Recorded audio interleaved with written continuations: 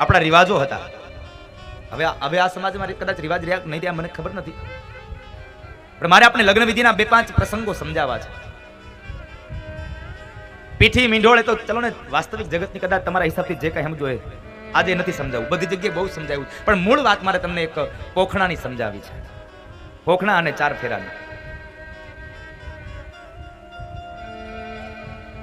જ્યારે જાન માંડવે પરણવા આવે ને ત્યાર પહેલા જાન પક્ષના 5 બહેનો માંડવે આવે અને માંડવાની બહાર એક બાજોટ રાખે, એ બાજોટની ઉપર 5 બહેનો પગ રાખે અને કન્યા પક્ષના બહેનો એ 5 બહેનોના અંગૂઠા ધોવે. આ રિવાજ આપણા સમાજમાં છે? હા યા માયા છે? હા કે ના છે? હજી છે? તો હું કહું છું આ રિવાજને હવે બંધ કરવાની જરૂર છે. આ કુરિવાજને હવે ડામવાની જરૂર છે. આપણે 21મી સદીમાં જીવન જીવીએ છીએ. શા માટે આવા રિવાજો? શું છે આ? તમને ખબર છે પગ ધોવાનો રિવાજ શું છે? હે, કોને ખબર છે આમાંથી? એ કોઈને ખબર નથી. યાદ રાખજો, પેલાનો એક સમય હતો કે દીકરીનો બાપ હંમેશા નાનો ગણાતો. દીકરી દેતો છતાં પણ એ નાનો ગણાતો. એટલે દીકરીના પક્ષવાળા 5 બહેનો, 2 બહેનો એ જાન પક્ષના 5 બહેનોના પગ ધોતા, એટલે પગ ધોનારો માણસ નાનો બન્યો. હું કહું છું કે હવે આ સમય નથી રહ્યો સાહેબ પગ ધોઈ અને નાનું બનવું, એના કરતા એક વખત હૈયે મળાવી, ગળે મળી અને સામો વડિયા બનીને પ્રેમ વધશે. પગ ધોવાથી પ્રેમ નહીં વધે, ગળે મળવાથી પ્રેમ વધશે. માટે ગળે મળવાનો સંબંધ રાખો. હવે ગળે મળવાના રિવાજો ચાલુ કરો. શા માટે કોઈના પગ ધોવાના? શા માટે કોઈની પાસે નાના બનાવવાના? કુરિવાજોને ડામવાની જરૂર છે. હવે જાન મંડપમાં આવે એટલે કન્યાની માતા પોખણા થી એને પોખે છે. 4 પોખણા. એમાં પેલું પોખણું ધોસરું બતાવે. વરાજાને કહે છે કે વરાજા, સંસાર રૂપી આ ગાડું હવે તમારા કાંધે આવી રહ્યું છે, માટે એક બાજુ તમે અને એક બાજુ મારી દીકરી છો. આ 2 જણા આ બળદ આ સંસાર રૂપી ગાડાને તમારે હવે ચલાવવાનું છે. બીજી વાત સાંભળેલું બતાવ્યું. સંસાર રૂપી આ સંસારમાં તમે આ ગાડાની અંદર તમારું બળદગાડું તમારા કાંધે આવે છે ને, તો સમાજમાં પગ મૂકો છો તો ખંડાવવું પડશે, એની તૈયારી રાખજો. આ સમાજ તમને ખાંડશે, એની તૈયારી રાખજો. પછી ત્રીજી બતાવી રવાય. શા માટે? તો કહે છે તમે અને મારી દીકરી 2 ભેગા મળી અને સદવિચારોનું મનોમંથન કરી અને આ સમાજને નવા નવા સંદેશાઓ આપજો, નવું કંઈક સમાજને પ્રેરણા આપજો, મંથન કરજો. ચોથી બતાવી ત્રાંક. શા માટે? સંસારમાં પગ મૂકો છો દુઃખ આવશે, કાંટા પણ વાગશે, માટે દુઃખને સહન કરવાની પણ તૈયારી રાખજો. માટે સાસુમાં છેલ્લે ત્રાંક બતાવે છે. ત્યાર પછી પેલા ઇન્ડિયા નજર ઉતારવાની વાત તમારા માટે. પછી પેલા 2 કોડિયા સામસામા બાંધ્યા હોય, તમારી ભાષાના છીપટિયા. શું કામ એને આપણે વરાજાના પગ પાસે મુકાવીએ અને તોડાવીએ છીએ? વરાજાને પગની પેનીમાં કપાસી છે કે નહીં જોવા હાટું? એને કપાસી થઈ છે કે નહીં? ના.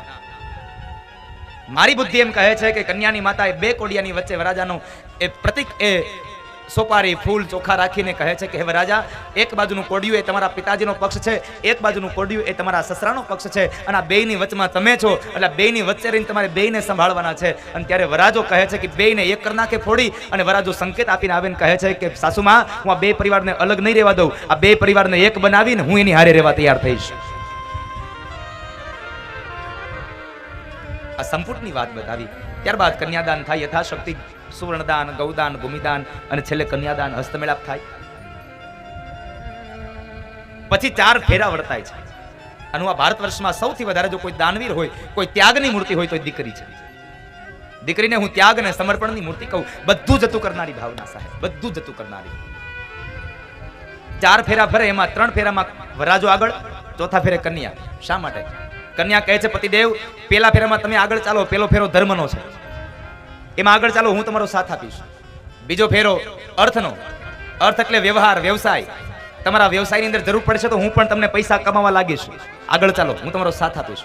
કામ એટલે તમારા સંસારની, તમારા પરિવારની વૃદ્ધિ કરવી, તમારા વંશને આગળ ચલાવવો એ મારી નૈતિક ફરજ છે. હું તમારા વંશને પણ આગળ ચલાવીશ, એટલા માટે તમે આગળ ચાલો, હું તમારો સાથ આપીશ.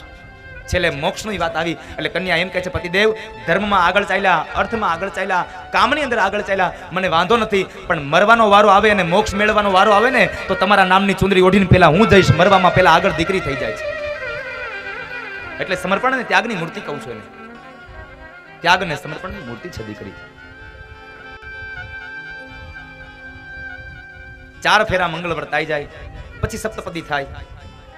જો કે આપણે તો સપ્તપદી કોઈ દી સાંભળી જ નથી બ્રાહ્મણ પાસેથી, કારણ કે સપ્તપદીમાં એક બાજુ અણવર બેહી જાય ને એક બાજુ કન્યાની અણવર બેહી જાય, બે બાજુ બેહીને હાથ ઉપાડી અંગૂઠી અડાડી દે, આ થઈ ગઈ સપ્તપદી.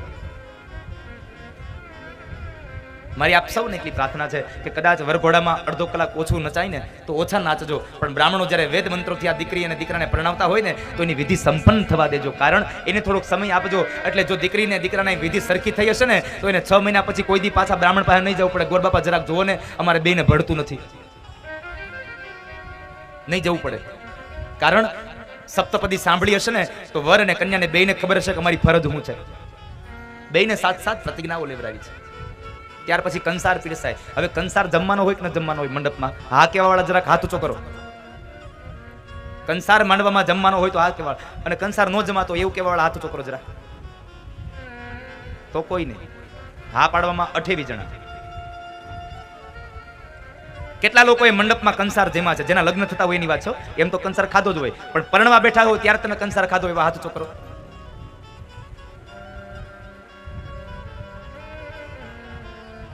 હવે તમને કહું આ વાત, આ કુરિવાજ આપણો કેટલો છે, આપણે અંધશ્રદ્ધામાં કેટલા ડૂબી ગયા.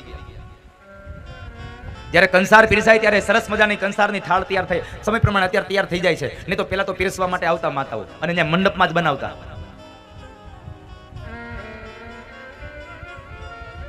અને એ સમયે ગોરબાપા બે વરકન્યાને ચમચી ભરી અને કંસાર જમાડવાનું કહે, અને કંસાર જમાડવા વખતે એકબીજાના હોઠ સુધી લઈ જાય એટલે ગોરબાપા કઈ જરા ચખાડો, એટલે ગોરબાપા ચખાડવાનું કે મંડપમાંથી બેનો કે ખવાય નહીં, ખાતા નહીં. ખાવાનું નથી તો ત્રાહડો પડીને બનાવ્યો હું કામ? અરે બનાવ્યા કરતા તમે ગીત હું કામ ગાવ છો? તો પછી જમો જમો રે કંસાર, કંસાર કેવો મીઠો લાગે, એ ઊંઘવાથી ખબર પડે કેટલો મીઠો છે. કેટલી અંધશ્રદ્ધાઓ આપણી અંદર, કેટલા કુરિવાજો. આજથી જેટલી બહેનોના જેટલા મૂર્તિઓના લગ્ન બાકી છે ને, હવે જ્યારે પણ તમારા લગ્ન થાય ને ત્યારે કોઈ ના પાડે તો ભલે પાડે, હું કહું છું તમારા મંડપમાં તમે કંસાર જમજો, કારણ ત્યાં પ્રતિજ્ઞા લીધી છે. કંસારને જમવાની વાત કરી છે. અગ્નિને કંસાર જમાડી અને ત્યાર પછી અહીંયા વર કન્યાએ કંસાર જમ્યો, અને કન્યા કહે છે કે હું અગ્નિને જમાડી, મારા પતિને જમાડીને પછી હું જમીશ. વરાજો પણ કહે છે હું પણ મારી પત્નીને જમાડીને પછી જમીશ. આ બેયે અગ્નિ ભગવાન, સ્થાપનના દેવતાઓ અને વડીલોની સાક્ષીએ પ્રતિજ્ઞા કરી કે અમે બે એકબીજાને જમાડીને પછી જમશું. આપણે પ્રતિજ્ઞા કરવા જ નથી દેતા કોઈ દી, કારણ કે નેઠો નો હોય એકબીજાનો. હવે આ 15 દી મળવા જાય તો 15 દી છોકરો ભૂખ્યો રહે. કંસાર જમવા દેજો, અને જો જમવા જ ન દેવો હોય તો ગીત ગાવાના બંધ કરી દેજો. જમો જમો રે કંસાર કેવો મીઠો લાગે. પછી દીકરી વિદાય થવા જાય. પેલાનો સમય હતો કે જ્યારે દીકરીને લાજ કાઢીને મંડપમાં બેસવું પડતું. ખાલી લાજ નહીં, 2 હાથથી લાજ પકડીને બેસવું પડતું. લગ્ન વિધિ પૂરી થાય ને ત્યાં સુધી લાજને પકડીને બેસતા.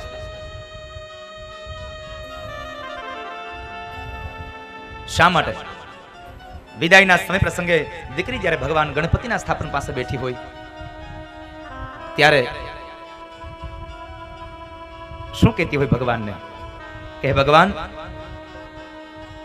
મને એટલી બુદ્ધિ અને એટલા મને બળ આપજો કે એક હાથની મુઠ્ઠીમાં મારા બાપની આબરૂ છે અને બીજી હાથની મુઠ્ઠીમાં મારા સસરાના પક્ષની આબરૂ છે. એટલી બુદ્ધિ ને એટલા સદવિચારો આપજો કે જેને લઈ અને બેમાંથી એક પણ પરિવારની આબરૂ મારા હાથમાંથી છૂટી ન જાય. એટલા માટે 2 હાથની મુઠ્ઠીથી આબરૂને લાજને પકડીને દીકરી બેઠી હોય છે. સાહેબ, દીકરી વિદાયનો પ્રસંગ આવે ને ત્યારે પેલા જાન પક્ષના 5 વડીલ માતાઓ દીકરીને બાજુના ઘરે લઈ જતા અને ત્યાં માથું ગૂંથવા લઈ જતા. અને માથું ગૂંથામણની વિધિ કહેતા. હજી પણ આ વિધિ છે જ માથું ગૂંથામણની, પણ હવે બાજુમાં જ બરાબર થઈ જાય. માથું ગૂંથી લે. માથું ગૂંથવાની આ વિધિ શું કામ? એને ત્યાં જઈને શું કરો તમે બેનો? માથામાં તેલ નાખી દો, બસ, બીજું કઈ ન કરીએ. પછી તમારા રિવાજ મુજબ એની ખોળાની અંદર તમે મગ ને શ્રીફળ ને જે કઈ નાખવાનું હોય તે, પણ માથામાં તેલ નાખવાની બહુ મહત્વની વાત છે. આ વિધિને તમે માથું ગુથામણ કહો છો. માથું ગુથામણ એટલે આનો અર્થ એક એવો થાય કે દીકરીનું માથું ઓળાવવું. તો અત્યાર સુધી માંડવામાં માથું ઓળ્યા વગરની બેઠી હતી. આપણી આ સંસ્કારની રિવાજ છે, આ સંસ્કાર છે, અને આની અંદરથી કેટલા સંસ્કારો મળે છે એની વાત છે. દીકરીને જ્યારે માથું ગુથવા લઈ જાય ત્યારે નજર કરજો, કોઈ દી યુવાન દીકરીઓ નહીં ગઈ હોય માથું ગુથામણમાં. વડીલ માતાઓ ગયા હશે. 5 વડીલ બહેનો જાય સાસરા પક્ષની, જાન પક્ષની. અને જ્યાં બાજુના ઘરે લઈ જઈ અને 5 શિખામણની વાતો આપે કે દીકરી તારા સાસરાના પક્ષમાં આવા રિવાજો છે, તારા સાસરાના પક્ષના સ્વભાવો આવા છે, એટલે તું આવી રીતના રહેજે, તારે આવી રીતનું જીવન જીવવું, આવી 5 શિખામણની વાતો આપે અને પછી એને તેલ નાખી દે. અને ત્યાંથી કહેવત પડી છે, અમે એને પાથીએ પાથીએ તેલ નાખ્યું છે. આ કહેવત ત્યાંથી પડી છે. પછી દીકરી વિદાય થાય, ઉમરાની બહાર નીકળે એટલે તરત જ કન્યા પક્ષના બહેનો કંકુ ઘોળીને લાવે. શા માટે? દીકરીના થાપા લેવા? નહીં, દીકરી થાપા દઈને જાય છે, આપણે લેતા નથી, દીકરી દઈને જાય છે.